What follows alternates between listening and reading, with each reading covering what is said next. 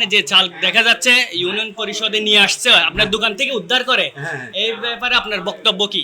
আমার বক্তব্য দোকানে আমার হ্যাঁ তালা ভাঙিও না, আমার কাছ থেকে যে চাবি নিয়েছে আমি চাবিটা নিয়ে আসি। জি আমাকে সময় ধরে তালাটা ভাঙিয়ে জি।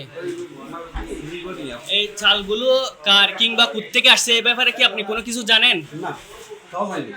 আপনি কোনো কিছু জানেন কিছু না? জানি না। আচ্ছা, যিনি নিয়ে গেছে উনি আপনাকে কোনো এই ব্যাপারে কোনো কিছু বলছে কিনা? না, কোনো আর কথাই বলে না। উনি যে আপনার দোকানে রাখছে, যিনি রাখছে ওনার নাম কি, ওনার পরিচয় কি? জকরি মেম্বার জকরিয়া মেম্বার, ওনার অন্য কোনো পরিচয় আছে কিনা?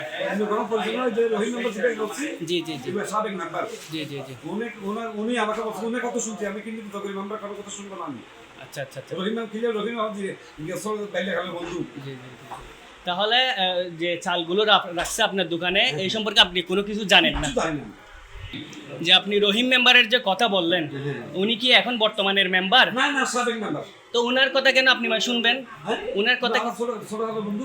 আচ্ছা, উনি আপনার বন্ধু, সেজন্য আপনি ওনার কথা শুনে চালগুলো আপনার দোকানে রাখছেন। আমি চাবি খুলছে, আর দোকান আপনি খুলছে। চাবি দিয়ে দিয়েছেন, হ্যাঁ। সেজন্য আপনার দোকানে ওনারা তালা খুলে আপনার দোকানে চালগুলো রাখছেন। আমি বলেছিলেন, আমার সামনে দোকান সামনে বলে। আচ্ছা, এই সম্পর্কে আপনি কোনো কিছু জানেন না? কিছু জানি না। আচ্ছা ঠিক আছে। তার ভিতরে গেঞ্জিবে কথা আছে না? জি জি গেঞ্জিবে কথা আছে। জি। গেছে ওই নাজমুল মুস্তাফা, আর দেখছি আর সাহারা দেয়, আর দেখে নাজমুল মুস্তাফা সালাম দিয়ে। আমাদের সোনাখানিয়ার প্রথমে 5 নম্বরে প্রচুর পানি। আমি প্রথম দিন বিয়ে দিতে গিয়ে আমি ওদের জায়গা পর্যন্ত পৌঁছতে পারিনি। এক গলা পর্যন্ত পানির মধ্যে আমরা লাইভ ভিডিও দিয়েছি, মানুষের দেখছে, মানুষের সব জায়গায় প্রচার হয়েছে, জানছে কতটুকু পানি হয়েছে। এরপর আমি টিপ নিয়ে ওদেরকে 15 প্যাকেট বিরিয়ানি পৌঁছে দিয়েছি, বাকি দিতে পারিনি। পরে আমরা সেই দিন মানুষের হাজারি শুনে আমি নৌকা দিয়ে মানুষ উদ্ধার করছি সারা রাত। আমাদের সাথে প্রায় 20-25 জন আমাদের সহকর্মী সেসব বাইরে ছিল। এরপর আমি 2টা নৌকা এবং 2টা বোট নিয়ে সারাদিন মানুষ উদ্ধার করছি। অনেক অসুস্থ রোগী, অনেক শিশু, বাচ্চা, মহিলারা পানিবন্দী ছিল, এদেরকে উদ্ধার করছি। এগুলো সব ইউনু স্যার কাছে অনেকেই ফোন করতেছে, পিআইউ স্যারের কাছে সবাই অনেকেই ফোন করতেছে। পিআইউ স্যার আমাকে নাম্বার দিচ্ছে, এই মানুষকে উদ্ধার করেন। এই ইউনু স্যার বলতেছে এই মানুষকে উদ্ধার করেন, সব কিছু আমার কাছে ডকুমেন্ট আছে। আমি কিন্তু এগুলো নিয়মিত 3 দিন আমি উদ্ধার কাজ চালাইছি। এরপরে এই বৃহস্পতিবার ইউনু স্যার সকাল আমাকে কল দিছে, এই আপনাদের এখানের জন্য আমি একটা প্রথমে চাউল দিছি, আপনি চাউলগুলো নিয়ে খিচুড়ি করে মাগিয়ে সবাইকে খাবার।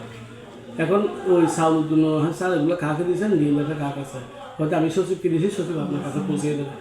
আমি সচিবকে 500 বার কল দিলাম, সচিব আমার কল রিসিভ করে নেই। পরে আমার কাছে আমি ব্যস্ত ছিলাম, ইউনু স্যার আমাকে ফোন করছে, আপনি চাউল খাইছেন? আমি চাউল খাইনি। চাউলগুলো সচিবকে অনেকবার কল দিয়েছি, সচিব মোবাইল রিসিভ করে নেই।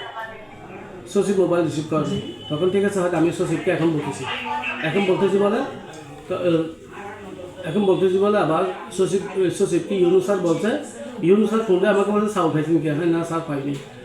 শেষ গতকালকে সকালেও আমাকে কল দিচ্ছে ইউনু স্যারে, এই চেয়ারম্যান সাহেব আপনার চাউল খাইছে? হ্যাঁ, না স্যার পাইলে, হয়তো আজকে শিউর যাবে। আমি আমার 4 নম্বরে গেলাম, পুলিশকে জোহরের পর থেকে চাউল আসবো বলে প্রায় 3 ঘন্টা উনি এখানে বসা ছিল। আমি গতকালকে আমি ত্রাণ বিতরণে মারেছিলাম। আমি গতকালকে প্রায় 2 জায়গায় ত্রাণ আমি বিতরণ করছি। গারাঙ্গিয়া, হালদার কোল, রজনীগাড়া, বরিয়ার কোল, এই